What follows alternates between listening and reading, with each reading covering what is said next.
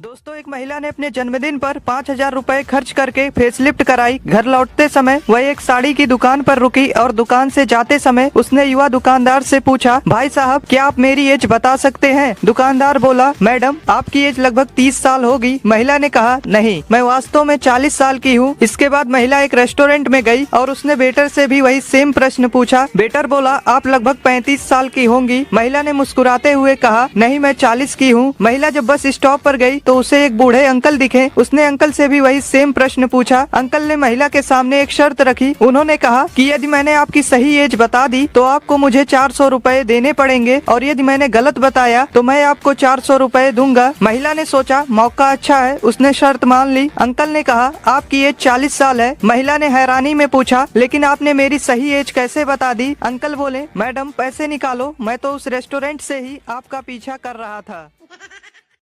एक महिला ने तपस्या करके शिवजी को प्रसन्न कर लिया। शिवजी प्रकट हुए और बोले, मांगो एक वरदान। महिला बोली, प्रभु मुझे एक नहीं 3 वरदान चाहिए। शिवजी बोले, ठीक है चलेगा, लेकिन मैं तुम्हें जो दूंगा उसका 10 गुना मैं तुम्हारी सास को दूंगा। शिवजी को लगा कि महिला आनाकानी करेगी, मगर भारतीय नारी सब पर भारी। महिला बोली, चलेगा। पहला वरदान, मुझे 1 करोड़ रुपए दे दो। शिवजी बोले, दिए, उसका 10 गुना उसकी सास को मिल गया। दूसरा वरदान, मुझे बहुत सुंदर बना दो। बना दिया, उसका 10 गुना उसकी सास सुंदर हो गई। तीसरा वरदान, मुझे एक हल्का सा हार्ट अटैक दे दो।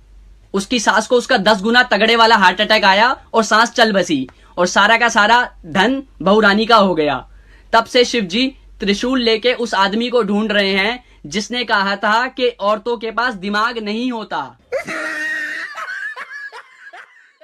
एक अंधी बूढ़ी औरत गॉड से प्रार्थना करती थी। एक दिन गॉड उसके सामने प्रकट हुए और बोले, मैं आपकी एक इच्छा पूरी कर सकता हूँ, मुझे बताओ कि आप क्या चाहती हो। बूढ़ी औरत ने कहा, मुझे नहीं पता कि मैं क्या मांगू, मुझे कुछ नहीं चाहिए। गॉड ने कहा, यदि आप नहीं जानती हैं कि आपको क्या मांगना है तो आप अपने बेटे और बहू से पूछ सकती हैं। बूढ़ी औरत अपने बेटे और बहू के पास गई और उन्हें सारा वाकया बताई। बेटे ने कहा, माँ आप धन मांग लो। बहू बोली, नहीं माँ, आप एक पोता मांगो। बेटे ने फिर कहा, नहीं माँ, धन मांगो। बूढ़ी औरत को कुछ समझ नहीं आ रहा था कि वह क्या मांगे, धन या पोता। बूढ़ी औरत ने सारी बात अपने दोस्त को बताई। दोस्त ने कहा, आप धन या पोता मत मांगो, आप दृष्टि मांगे ताकि आप देख सकें। बूढ़ी औरत ने इस पर सोच विचार किया। अगले दिन जब गॉड प्रकट हुए तो बूढ़ी औरत ने कहा, गॉड मैं अपने पोते को सोने के बेड पर बैठे हुए देखना चाहती हूँ। यह सुनकर गॉड भी हंस पड़े कि आपने एक ही इच्छा में सब कुछ मांग लिया।